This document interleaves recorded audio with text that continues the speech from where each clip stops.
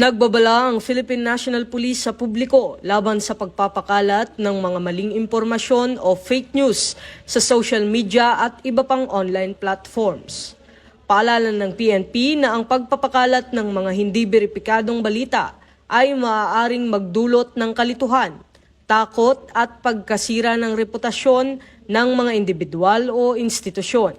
Upang maiwasan ang fake news, narito ang mga paalala mula sa PNP. I-verify ang source.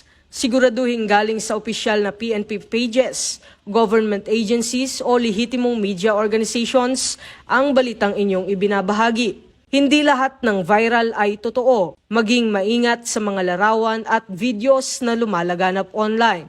Maaaring luma, edited o pinalabas ng hindi tama ang konteksto. I-report agad ang makakita at mapanlinlang na posts. Kung may makitang kahinahinalang impormasyon, i-report ito sa PNP o sa platform kung saan ito na-post. Huwag mag-share ng hindi napapatunayan. Panatilihing responsable.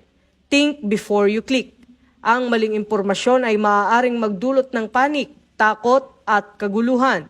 Sumunod sa opisyal na advisories. Ang PNP lamang ang nagbibigay ng verified security updates, traffic rerouting at public safety reminders. Makipag-ugnayan sa mga PNP hotlines para sa mga tanong o paglilinaw. Direktang makipag-ugnayan sa pinakamalapit na police station o sa opisyal na communication channels.